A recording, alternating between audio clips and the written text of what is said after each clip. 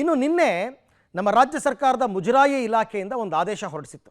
ಮುಜರಾಯಿ ಇಲಾಖೆ ವ್ಯಾಪ್ತಿಗೆ ಬರ್ತಕ್ಕಂಥ ದೇವಸ್ಥಾನಗಳಲ್ಲಿ ಸೈನಿಕರ ಶ್ರೇಯೋಭಿಲಾಷೆಗೆ ಪ್ರಾರ್ಥಿಸಿ ಪೂಜೆಗಳನ್ನ ಮಾಡಬೇಕು ಅಂತ.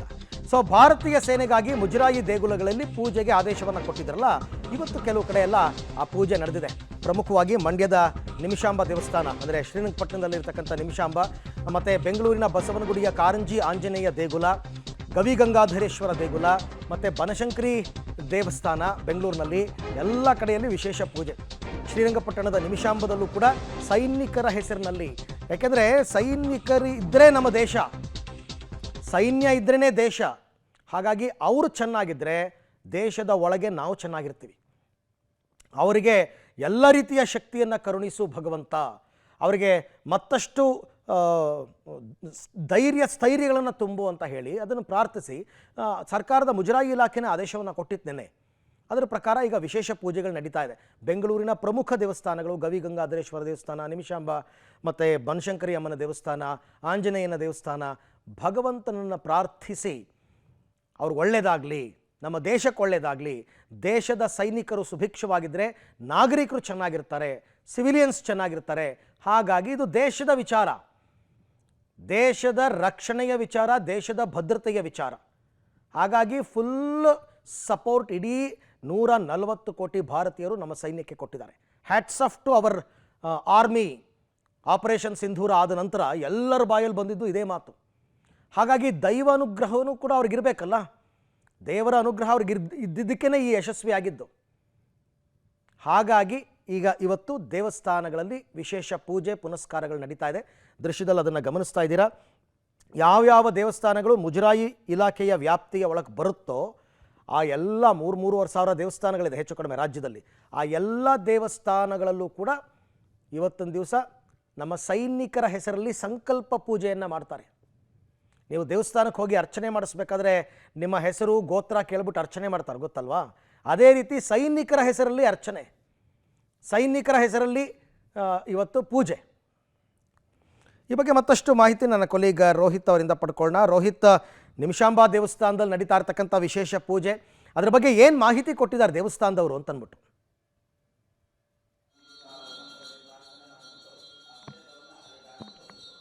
ನನ್ನ ಧ್ವನಿ ಅವರಿಗೆ ಕೇಳಿಸ್ತಾ ಇಲ್ಲ ಅಂತ ನಾನು ಭಾವಿಸ್ತೇನೆ. ಈಗ ಪೂಜೆ ಅಷ್ಟೇ, ಇನ್ನೇನು ಅದರಲ್ಲಿ ವಿಶೇಷತೆ ಏನಿಲ್ಲ. ಸಹಜವಾಗಿಯೇ ಸೈನಿಕರ ಹೆಸರಿನಲ್ಲಿ ಸಂಕಲ್ಪ ಮಾಡಿ ಅರ್ಚನೆ ಮಾಡ್ತಾರೆ. ಒಳ್ಳೆಯದಾಗ್ಲಪ್ಪ, ದೇಶಕ್ಕೆ ಒಳ್ಳೆಯದಾಗಲಿ, ಸೈನಿಕರಿಗೆ ಒಳ್ಳೆಯದಾಗಲಿ, ನಮ್ಮ ಸೈನಿಕರು ಅವರ ಆಯುರಾರೋಗ್ಯಗಳು ಹೆಚ್ಚಾಗಲಿ ಅಂತಕ್ಕಂಥ ಸಂಕಲ್ಪ. ಈ ಬಗ್ಗೆ ಮತ್ತಷ್ಟು ಮಾಹಿತಿ ನನ್ನ ಕೊಲೀಗ್ ರೋಹಿತ್ ಅವರಿಂದ ಪಡ್ಕೊಳ್ಳೋಣ. ರೋಹಿತ್, ಈಗ ಪೂಜೆಯ ವಿಶೇಷತೆ ಮತ್ತು ಯಾವ ರೀತಿಯ ಯಾವ ಸ್ವರೂಪದ ಪೂಜೆ ಅನ್ನೋದ್ರ ಬಗ್ಗೆ ಏನಾದರೂ ಮಾಹಿತಿ ಸಿಕ್ಕಿದೆಯಾ ನಿಮಿಷಾಂಬ ದೇವಸ್ಥಾನದಲ್ಲಿ ಅಂತ? ಅರುಣ್, ಬೆಳಗ್ಗೆ ಅಷ್ಟೇ ಕೂಡ ನಿಮಿಷಾಂಬ ದೇವಸ್ಥಾನದಲ್ಲಿ 6:30ಕ್ಕೆ ಅಂದರೆ ಮುಜರಾಯಿ ಇಲಾಖೆ ಆದೇಶದ ಮೇರೆಯಂತೆ ಬೆಳಗ್ಗೆ ಅಷ್ಟೇ ಕೂಡ ಸೈನಿಕರಿಗೆಲ್ಲರೂ ಕೂಡ ಒಳಿತಾಗಲಿ ನಿಟ್ಟಿನಲ್ಲಿ ಕೂಡ ಪೂಜೆಯನ್ನು ಮಾಡಲಾಗಿದೆ. ಇದೀಗ ಮಂಡ್ಯದ ಶನಿದೇವರ ದೇವಸ್ಥಾನದಲ್ಲಿ ಹಿಂದೂ ಸಂಘಟನೆಗಳು ಮತ್ತು ನಿವೃತ್ತ ಯೋಧರೆಲ್ಲರೂ ಕೂಡ ಇಲ್ಲಿ ಮೃತ್ಯುಂಜಯ ಹೋಮ ಮತ್ತು ಮಹಾ ಗಣಪತಿ ಹೋಮವನ್ನು ಮಾಡ್ತಾ ಇರುವಂಥದ್ದನ್ನು ದೃಶ್ಯಾವಳಿಗಳಲ್ಲಿ ಗಮನಿಸ್ತಾ ಇರುವಂಥದ್ದು. ಅಂದರೆ ನಮ್ಮ ಯೋಧರಿಗೆ ಯಾವುದೇ ರೀತಿಯಾದಂಥ ಸಂಕಷ್ಟಗಳು ಎದುರಾಗಬಾರದು. ಈಗಾಗಲೇ ಸಿಂಧೂರ ಆಪರೇಷನ್ ಯಶಸ್ವಿಯಾಗಿದೆ. ಅದೇ ರೀತಿಯಾಗಿ ಮುಂಬರುವಂತಹ ಎಲ್ಲ ಆಪರೇಷನ್ಗಳಲ್ಲೂ ಕೂಡ ಜಯ ಸಿಗಬೇಕು ಮತ್ತು ಪಾಕಿಸ್ತಾನಿಗಳ ಅಟ್ಟಹಾಸವನ್ನು ಅಡಗಿಸುವ ನಿಟ್ಟಿನಲ್ಲಿ ಕೂಡ ಏನು ನಮ್ಮ ಯೋಧರು ಯಶಸ್ವಿ ಆಗೋ ನಿಟ್ಟಿನಲ್ಲಿ ಕೂಡ ಕಾರ್ಯವಹಿಸಬೇಕು ನಿಟ್ಟಿನಲ್ಲಿ ಇಲ್ಲಿ ದೇವರ ಮೊರೆ ಹೋಗಿರುವಂಥದ್ದು.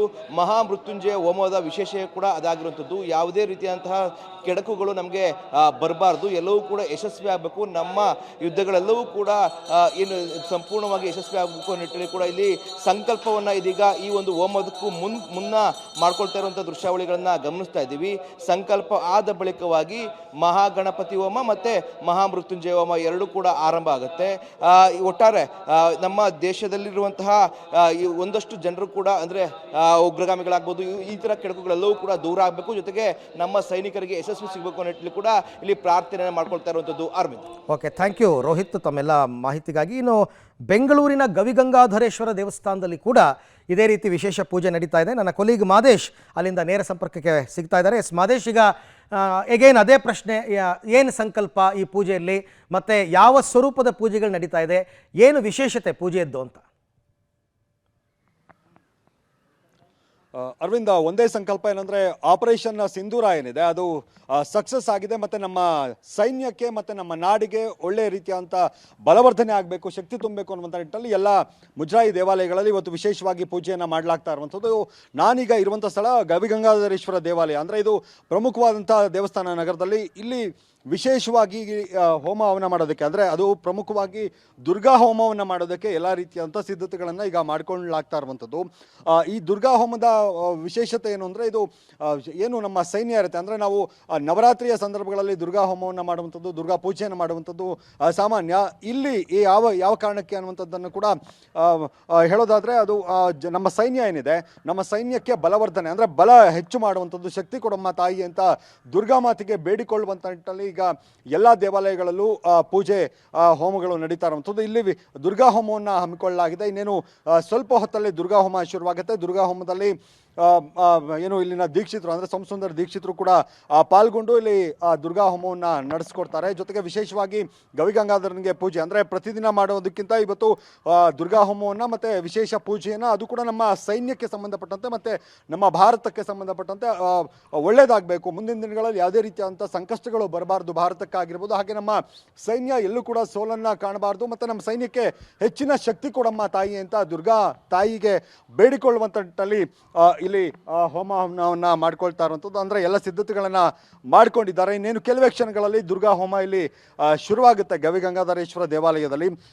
ಯಾವ ಸಂದರ್ಭದಲ್ಲೂ ಕೂಡ ಅಂದರೆ ಇಲ್ಲಿ ಅಂದರೆ ಗವಿಗಂಗಾಧರೇಶ್ವರ ದೇವಾಲಯದಲ್ಲಿ ದೇಶ ಆಗಿರ್ಬೋದು ಅಥವಾ ಸೈನಿಕರ ವಿಚಾರ ಆಗಿರ್ಬೋದು, ಏನು ವಿಚಾರ ಇದ್ರೂ ಕೂಡ ಇಲ್ಲಿ ಸ್ಪೆಷಲ್ ಆಗಿ ಪೂಜೆಯನ್ನು ಮಾಡುವಂಥದ್ದು, ಅವರಿಗೆ ಸ್ಥೈರ್ಯ ತುಂಬುವಂಥದ್ದು, ಬಲ ತುಂಬುವಂಥದ್ದು, ಆ ಕೆಲಸವನ್ನು ಇಲ್ಲಿ ಮಾಡಲಾಗುತ್ತೆ. ಇಲ್ಲಿ ಕೂಡ ಇನ್ನೇನು ಕೆಲವೇ ಕ್ಷಣಗಳಲ್ಲಿ ದುರ್ಗಾ ಹೋಮ ಶುರುವಾಗುತ್ತೆ, ವಿಶೇಷ ಪೂಜೆ ಶುರುವಾಗುತ್ತೆ.